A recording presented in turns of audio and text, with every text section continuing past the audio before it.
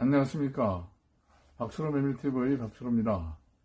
오늘 241번째 영상에서 메밀과학에서는 메밀 껍질이 리튬이온 전지 양극 소재로 활용될 수 있다고 하는 연구가 있어서 간단하게 그 내용을 소개해 드리겠습니다. 메밀식문화에서는 강원도 봉평에서 판매되고 있는 일명 루틴빵이라고 하는 정사면체 메밀 모양의 신메밀빵을 소개해 드리겠습니다. 메밀 껍질을 파쇄해서 얻어진 가루를 염화칼슘과 섞어서 탄화시킨 다음 그것을 리튬이온 전지 양극 소재로 활용한다는 연구 개발 내용을 소개해 드리겠습니다. 이 연구는 중국 지린대의 유외 연구원들이 공동으로 연구를 해서 2021년 다이아몬드 앤 릴레이티드 머티리얼즈라고 하는 국제학술지에 메밀 껍질에 천연 바이오매스 유래 다공성 탄소가 리튬이온 전지 양극 소재로 사용된다는 제목으로 발표된 것입니다. 메밀 껍질을 이용한 리튬이온 전지 양극 소재 제조에 관한 일부 연구가 있으나 2021년 현재 메밀 껍질 적용이 아직 완전히 실현된 것은 아닙니다. 그러나 본 연구에서 다공성 탄소 소재가 메밀 껍질을 탄소 전구 물질로서 사용하고 활성제로서의 염화칼슘을 사용함으로써 성공적으로 제조한 사례를 소개해 드립니다. 건조한 메밀 껍질을 탈이온대 물로 세척해 표면의 부유먼지를 제거하고 60도로 말려 파쇄합니다. 메밀 껍질 가루와 염화칼슘을 1:2, 1:2.5, 1:3의 비율로 섞어서 비커에 넣어 완전히 침투되게 8시간 저어준 후 혼합물을 건조시켜 능가시킵니다. 침투 재료와 무처리 대조 시료를 활성화 과정을 위해 600도로 1시간 더 가열해줍니다.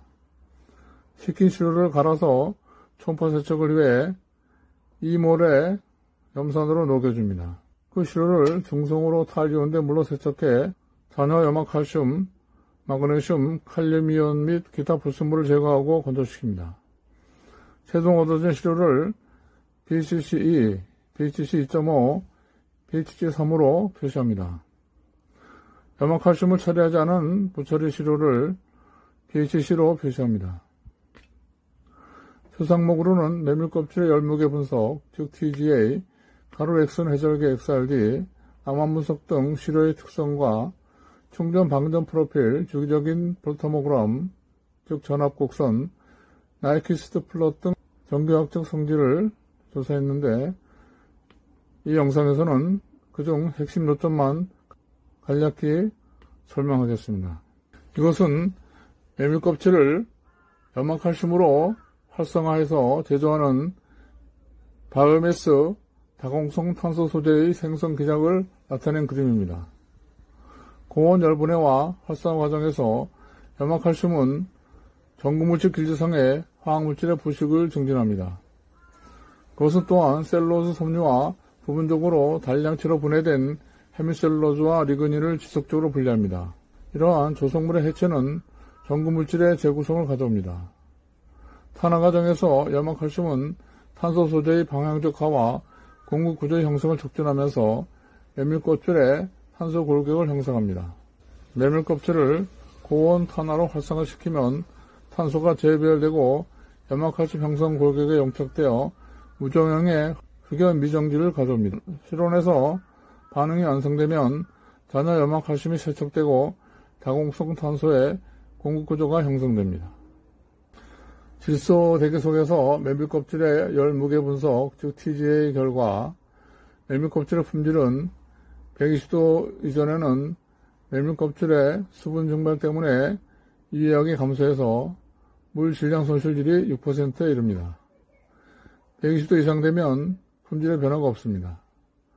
200도부터 열에 의한 셀룰로즈와 헤미셀룰로즈의 파괴, 소수의 유기산과 지질의 휘발과 분해로 시료의 질량이 급격히 감소해 질량이 56%까지 감소합니다. 350에서 700도 사이에서 메밀 껍질의 리그닌과 일부 잔여 셀룰로즈 분해가 주로 일어납니다. 이 온도 범위에서 품질이 서서히 감소하여 최종 탄소량은 23%가 됩니다.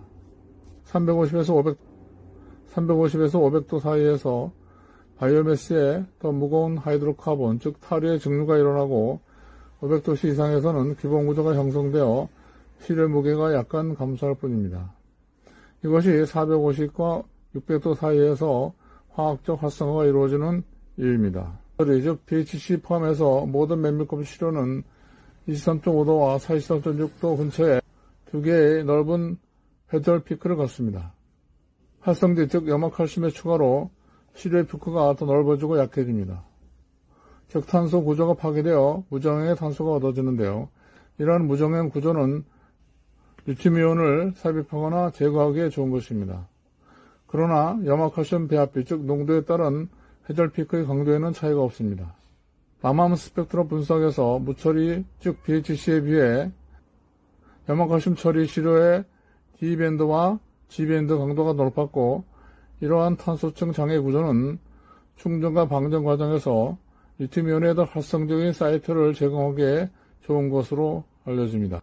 질소 흡착 테스트 결과 염화칼슘 처리 시료의 특이적 표면적은 BHC2가 g당 26.7 평방미터, BHC 2.5가 g당 351.1 평방미터, BHC3이 g당 461.7 평방미터로 염화칼슘 농도가 높을수록 특이적 표면적이 더 높았습니다.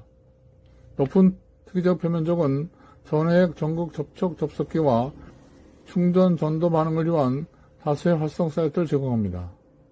시료의 평균 공급 직경은 무처리인 BHC가 4.58나노미터, BHC2가 6.81나노미터, BHC 2.5가 6.56나노미터, BHC3이 15.18나노미터로 염화칼슘 비율이 가장 높은 탄소 시료의 공급 크기가 가장 컸습니다. 멜륨 껍질 기반 탄소 소재의 특이적 표면적과 다공성은 활성화 과정에서 증가하며 풍부한 공급 구조 형성을 가져옵니다. 이와 같은 결과는 리튬이온의 저장과 방산을 이용하게 하고 효율적인 전극, 전해액 상호작용을 위한 충분한 표면을 제공해 전지 성능 향상에 유리합니다. 시료볼 스캐닝 전자현미경 사진과 투과 전자현미경 사진인데요. 각각 다공성 탄소 젤의 형태를 나타냅니다. 그런 구조는 리튬이온의 삽입에 더 활성적인 사이트를 제공해 리튬이온의 방산과 전해액의 투과를 이롭게 하며 전기화학적 성질을 좋게 해줍니다. 왼쪽 그래프는 시료별 충전 방전 프로필로 확실한 충전 방전 플랫폼 없이 전형적인 무정형 탄소 소재의 충전 방전 커브를 나타낸 것입니다.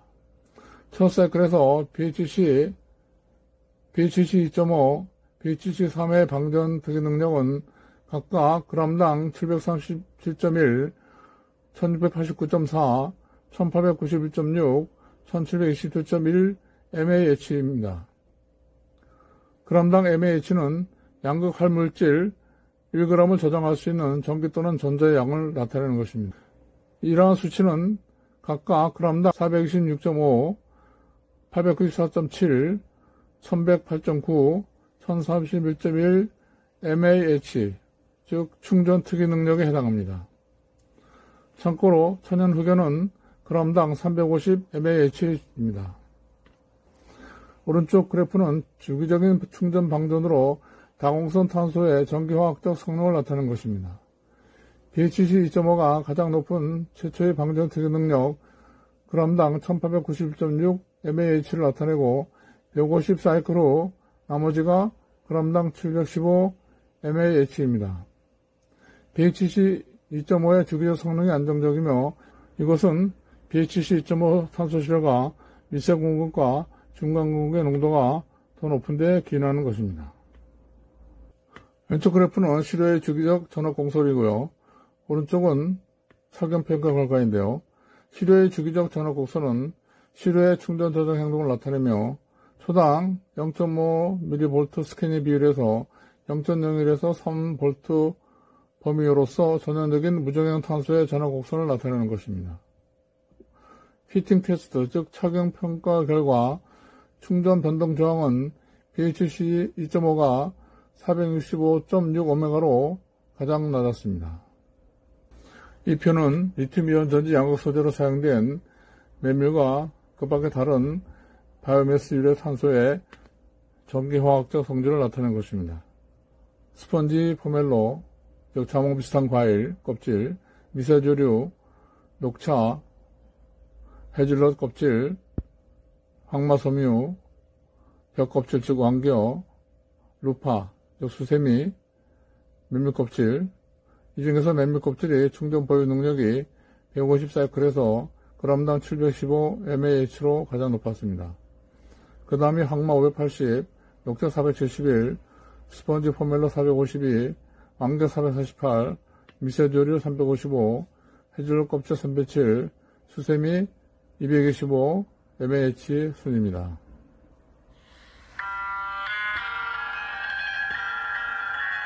결론적으로 메밀껍질로 다공성 탄소를 간편하고 저비용의 경제적 탄화가전 통해 만들 수 있다는 것을 알 수 있습니다. 리튬이온 전지 양극 소재로서 메밀가루와 열목칼슘을 1대 2.5로 혼합한 시료 BHC 2.5가 가장 양호한 지구적 안정성을 보였습니다.